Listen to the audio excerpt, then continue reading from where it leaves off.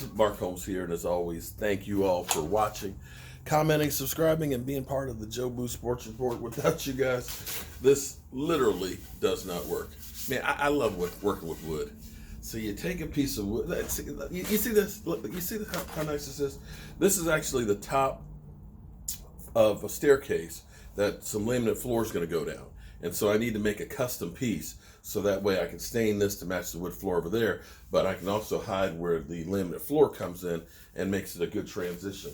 And then I'll have to rebuild the stair rail as well. So I've made a corresponding piece that I'll attach the newel posts and the pickets and everything and have this unit put together so I can just install it. Just kind of figuring things out. But it's kind of cool because, check this out. This is actually a piece of wood in the rough, as in fresh from the sawmill. Look at that, the bark and everything on there. I took that, in fact, these two pieces, I cut that off and then planed it and milled it. Yeah. So, from that to that. Pretty cool.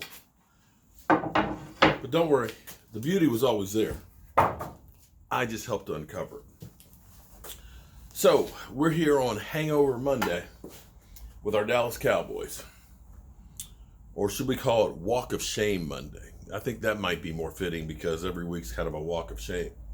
Stephen Jones was doing some talking about, what's going on with the Cowboys, and he had a couple of thoughts. First thought, Aldon Smith. He said the Seattle Seahawks, they were aggressive trying to make a move for Aldon Smith. And Stephen Jones said, no, we weren't interested in that because we're still in the fight for the division. Our division is in bad shape, which is true. Technically, it is true. The division is in really, really bad shape. And maybe you look at it and say, well, Ben DiNucci didn't give us a whole lot as far as quarterback play, that Andy Dalton can do a little bit more than what, can do probably a lot more than what DiNucci did. And maybe if we had Andy Dalton last night, with all the turnovers and stuff in the field position, that, we could have won that game. That's possible. And you can still look at that and say, down the road, we might beat them later on because, let's be honest, the Eagles are nothing to be scared of. In fact, the Eagles need to be scared about everybody else in the division. We clearly are the worst team, one of the worst teams in the NFL, and you struggled. You turned over the football, and you had a hard way to go. I mean, Carson Wentz, Carson Wentz, 125 yards, 123 yards, 2 touchdowns, 2 interceptions. Not exactly a stellar night, but it is what it is. The next thing he was talking about, Zack Martin being put out to tackle. He said if you asked like Troy Aikman or Tony Romo or other quarterbacks, that they would rather have a strong middle and a weak outside. So, which does, I'll be honest with you. If you think about the Super Bowls that Tom Brady lost, were games that the defense was able to put pressure up the middle. Quarterbacks don't like to have that pressure up the middle. If you have it on the outside and you can step up, okay. When you step up, usually you're getting a clearer view of the field, and it's easier to be running because you're already going straight ahead. So there is something to that. You'd rather have that middle to be stout, and that's why you don't necessarily kick Zack Martin out to tackle.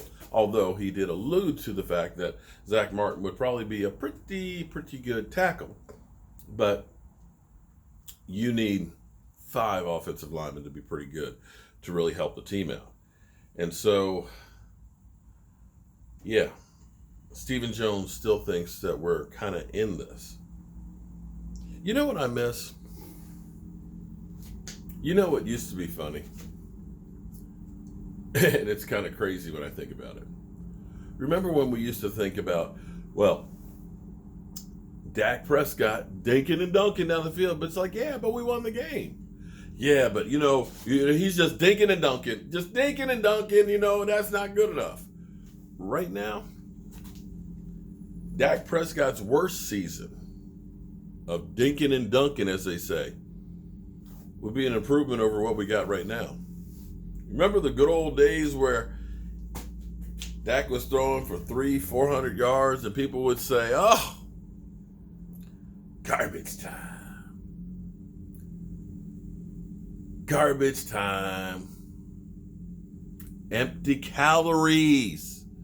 It don't mean nothing. Don't mean a thing. Remember those times?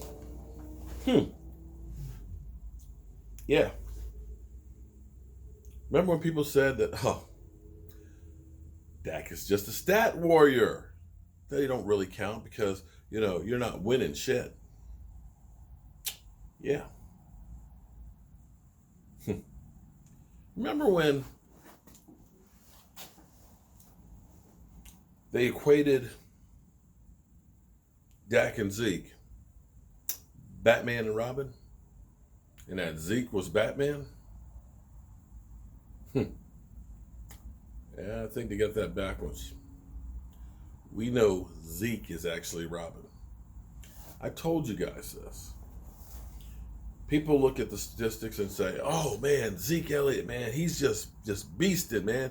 That's why the Cowboys are winning. But see, I told you guys years and years ago, take a look at some of the greatest rushing seasons ever. If just having a great running back wins you Super Bowl championships, then explain to me how come Barry Sanders, how come Adrian Peterson, how come Eric Dickerson, how come these guys don't have Super Bowl championships? Clearly, if you just have a great running back, you're going to win championships. No. You need both. You can look at John Elway, who, until he got Terrell Davis, a great running back to go along with him, couldn't do it. But we've seen great running backs out there having great seasons, yet the teams aren't winning Super Bowls. You must have both. You must have a great quarterback, but you need that running game too. And we can see how it's almost crazy because you see the effect that Dak Prescott has on guys. Let's just for a second here. I'm just going to touch on it for a second. But think about Amari Cooper. Amari Cooper has checked out. It's done. It's over with. His mind is not there anymore. He literally, lost his best friend. And some guys just click with others. And that's one of those ones you look at Derek Carr and Amari Cooper. They didn't connect the way Dak and Cooper did immediately. And you look at this now, Amari Cooper does not look like the same guy. Not anywhere close. And that's where you realize the value of a Dak Prescott is, as much as we say a franchise quarterback elevates the people around him. Yeah.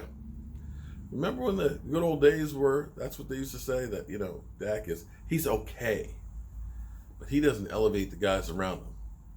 Look at the film on Amari Cooper right now, the last couple of weeks without Dak Prescott. Yeah. But hey, don't worry about it though, guys. Even with that loss, Stephen Jones says we're still in it. And they call us delusional fans. All right, I got to get back to work here.